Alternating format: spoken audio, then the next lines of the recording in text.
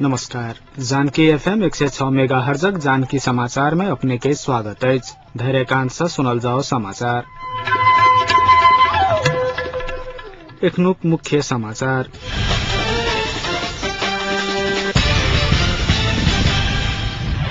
चारिम गणतन्त्र दिवस आज देशभर विभिन्न कार्यक्रम का मनाओल गेल। जन आंदोलनक उपलब्धि के संस्थागत करवा लेल दलीय स्वार्थ से ऊपर उठ कर काज करवा लेल प्रधानमंत्री खनाल द्वारा नेता सबसे आग्रह। आ 3 दल बीचक 5 सूत्रीय सहमति देश के निकास नहीं द सकत, राप्रपा अध्यक्ष राणा के दावा। नेकपा एमाले वरिष्ठ नेता माधव कुमार नेपाल कहलनि जे 3 महीना भीतर पूर्ण रूपे संविधान जारी नहीं कयल जा सकैत अछि। राजधानी में एक कार्यक्रम के संबोधित करैत नेपाल कहलनि जे 3 महीना भीतर संविधानक पहिल मसौदा तैयार करब सेहो चुनौतीपूर्ण काज अछि। शांति प्रक्रिया संविधान निर्माणक विवादित विषय के समाधान करबा लेल आ अंतिम मसौदा मार्फत विधेयक पेश करबा लेल संविधान सभाक समय और बढ़ाबऽ पड़तैक हुनकर कहब छलनि। माओवादी पूर्ण रूपे शांति प्रक्रिया में नहीं आबि सकल अछि कहैत माओवादी ऊपर के अविश्वास के कारण 6 महीना के लेल संविधान सभाक समय नहीं बढ़ाओल गेल नेपाल दावा कयलनि अछि। पार्टी सभक विवाद से देश के बंधक नहीं बनाबक चाही नेपालक धारणा छलनि।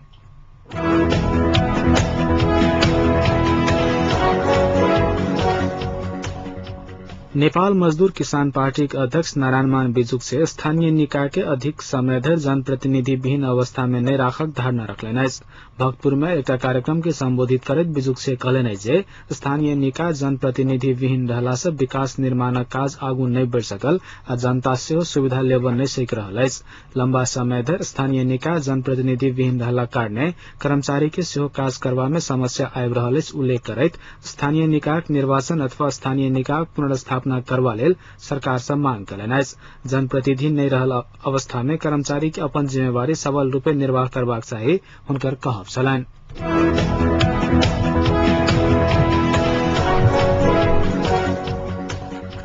नेपाल जनजाति महासंघक अध्यक्ष राजकुमार लेखी नेपाली नागरिक नामक पार्टी गठन कयलनि अछि। नवगठित पार्टी के अध्यक्ष लेखी एक विज्ञप्ति जारी कर नागरिक पार्टी गठन करने बतौलनि अछि। देश में आर्थिक सामाजिक राजनीतिक सहितक मुद्दा के जोरदार रूपे उठाबऽ लेल पार्टी गठन कयल गेल लेखी बतौलनि अछि। नागरिक पार्टी सदस्य में विजय दनुवार, चंद्र कुमार चौधरी, चंद्रकला गुरुङ, ताज मोहम्मद मिया सहितक छथि।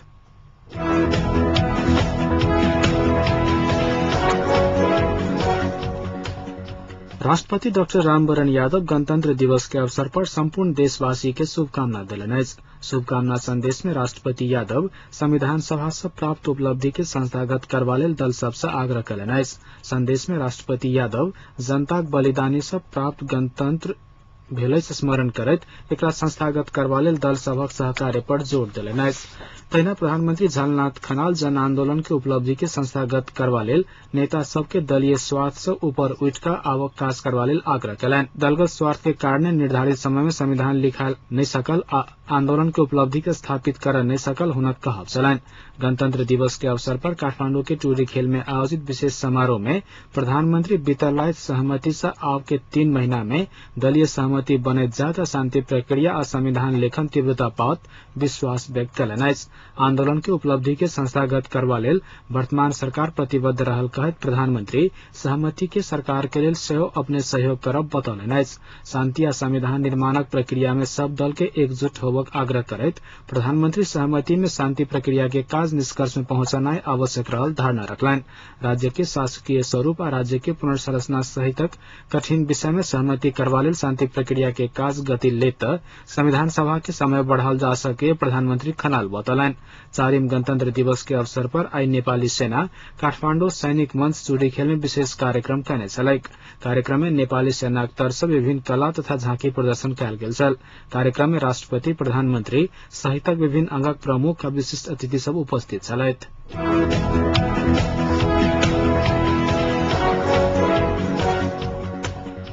संविधान सभा समय 3 महीना बढ़ला के बाद यूरोपीय संघ संबद्ध राष्ट्र नॉर्वे, स्विट्जरलैंड तथा जापान सहितक राष्ट्र सब स्वागत कयलक अछि। संघक डेनमार्क, फिनलैंड, फ्रांस, जर्मनी, बेलात सहितक देश द्वारा आई संयुक्त रूपे जारी विज्ञप्ति में नेपाल में सहमति राजनीति जारी रहल कहैत खुशी व्यक्त कयल गेल अछि। नेपालक राजनीतिक दल सब प्रजातांत्रिक समावेशी संविधान लिखक काज आगामी 3 महीना भीतर पूरा करक आब नव अवसर छैक विज्ञप्ति में उल्लेख है।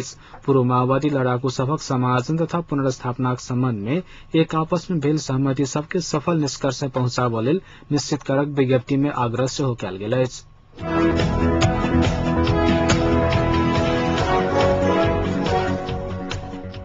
3 दल बीचक 5 सूत्रीय सहमति देश के निकास नहीं द सकत राष्ट्रीय प्रजातंत्र पार्टी के अध्यक्ष पशुपति शमशेर राणा दावा कयलनि अछि। पार्टी के 22वां स्थापना दिवस के अवसर पर राजधानी में आयोजित एक कार्यक्रम के संबोधित करैत अध्यक्ष राणा ई बात बतौलनि। संविधान सभा समय समाप्त भ रहल समय में संभावित दुर्घटना से देश के बचाव लेल दल सब बीच संपन्न 5 सूत्रीय सहमति से किस सहज भेल अछि, मुदा सहमतिक प्रस्ताव सब अपूर्ण रहलाक कारणे पूर्ण रूपे निकास नहीं द सकैत अछि, राणा बतौलनि। तीनों पैघ दलक सत्ता मोह के कारण संविधान निर्माण आ शांति प्रक्रिया निष्कर्ष में नहीं पहुंच सकल हुनकर टिप्पणी छलनि।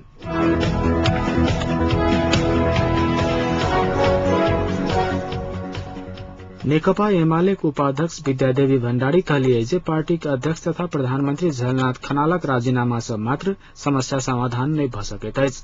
राष्ट्रीय सहमति बनि गेल तऽ प्रधानमंत्री के राजीनामा कोनो पैघ बात नहीं छैक, हुनकर कहब छलनि। विराटनगर विमानस्थल में पत्रकार सबसे बातचीत करैत प्रधानमंत्री के राजीनामा से समस्या समाधान नहीं हेतैक भण्डारी दावा केली। पूर्व रक्षा मंत्री शिवहरलाल भण्डारी कहलिए जे काल्हि 3 दल बीचक 5 सूत्रीय सहमति बृहत शांति समझौता लागू करबा लेल माओवादी के दबाव देबाक उद्देश्य से कयल गेल अछि।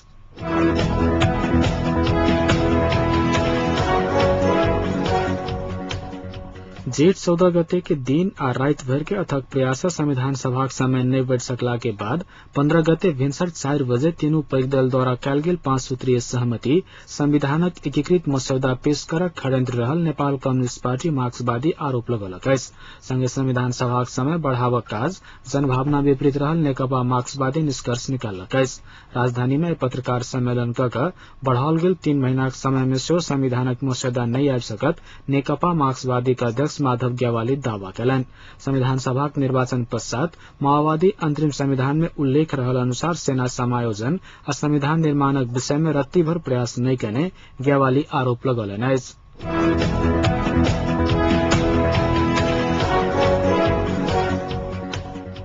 नेपालक वरिष्ठ उद्योगपति तुलाराम दुगर के 81 वर्षक उमेर में हृदयघात के कारण आई राजधानी स्थित अपन निवास में निधन भ गेल छनि। दुगर नेपाल राष्ट्रीय मारवाड़ी परिषद आ सनराइज बैंक के अध्यक्ष सेहो छलथि। दुगर नेपाली कांग्रेसक पूर्व केंद्रीय कोषाध्यक्ष सेहो रहथि।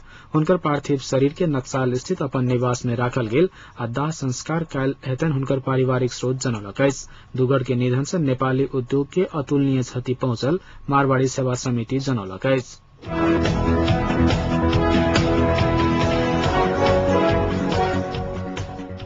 रौथर सदरमुकाम गौरसा आई एकटा युवक के हथियार सहित नियंत्रण में लक स्थानीयवासी पुलिस के जिम्मा लगौलक अछि। रौथर जिलाक सिमरा भवानीपुर वार्ड नंबर 7 रहनिहार 18 वर्षीय शेष सोहेल नामक युवक के गौड़ स्थित वाणिज्य बैंक नजदीक पिस्तौल सहित देखला के बाद स्थानीयवासी नियंत्रण में लेने छलैक।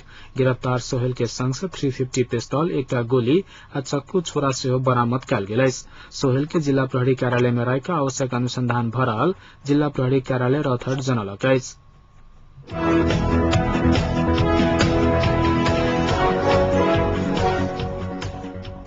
भारतक प्रधानमंत्री डॉक्टर मनमोहन सिंह अपन आंखि खोलैत आतंकवादक दैत्य से सामना करबा लेल पाकिस्तान से आग्रह कयलनि अछि। अफ्रीकी भ्रमण से घुरैत काल विमान में पत्रकार सबसे बातचीत करैत प्रधानमंत्री सिंह कहलनि जे पाकिस्तान पड़ोसी भेला कारणे पाकिस्तान में विद्यमान आतंकी ढांचा के लऽ कऽ भारत चिंतित अछि। पाकिस्तान में जे गतिविधि सब भ रहल अछि ओहि के देख कऽ पाकिस्तानक नेतृत्व के जागि जेबाक चाही, हुनकर कहब छलनि। घरेलू मुद्दा पर बातचीत करैत प्रधानमंत्री सिंह मंत्रिपरिषद के फेरबदल के विषय में स्पष्ट नहीं कयलनि अछि। तेल के बढ़ि रहल मूल्य के बावजूद भारत 8.5% विकासक दर प्राप्त करत, सिंह विश्वास व्यक्त कयलनि अछि। कृषि क्षेत्र पर टिप्पणी करैत सिंह कहलनि जे एहि बेर सामान्य मानसून के उम्मीद अछि आ यदि एना भ जाइत अछि तऽ खाद्य पदार्थक मूल्य पर नियंत्रण करबा में सहयोग भेटतैक।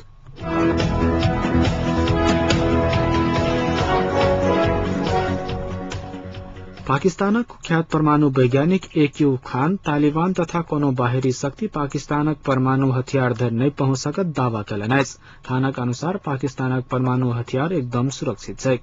परमाणु हथियार कोन स्थान पर राखल गेल छैक एहि विषय में किछ खास व्यक्ति के मात्र जानकारी अछि, खान बतौलनि। एकटा पत्रिका में प्रकाशित खबर अनुसार ओ इहो कहलनि जे विगत किछ वर्ष में परमाणु हथियारक सुरक्षा नीक भेल छैक। पाकिस्तान में बढ़ि रहल इस्लामिक हिंसा के बीच परमाणु शस्त्रागार के सुरक्षा के लक चिंता व्यक्त कयल जा रहल समय में पाकिस्तानक परमाणु वैज्ञानिक खानक ई कहब सार्वजनिक भेल छनि।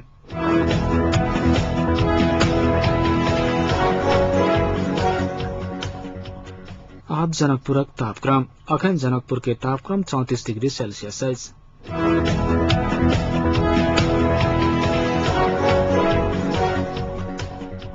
अंत में पुनः एक बेर मुख्य समाचार।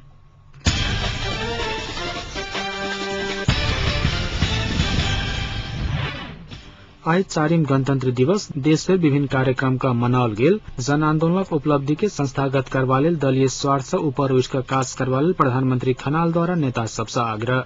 आ 3 दल बीचक 5 सूत्रीय सहमति देश के निकास नहीं द सकत, राप्रपा का अध्यक्ष राणा के दावा। एखनुक समाचार यति समाप्त होइतिस। पुनः समाचार लो उपस्थित है। नमस्कार।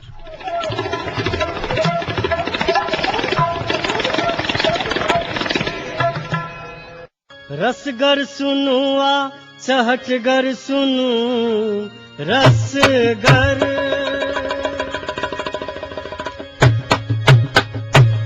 रसगर सुनु आ चहटगर सुनु पल पल के खबर घर बैसल सुनु। ई जानकी FM अहीं सबके छ मन माफिक अपन बात एहि सँ सुनु। मन माफिक अपन बात एहि सँ सुनु। मन माफिक अपन बात एहि सँ सुनु। अपन रेडियो अपन तर्ज जानकी FM 106 मेगाहर्ट्ज।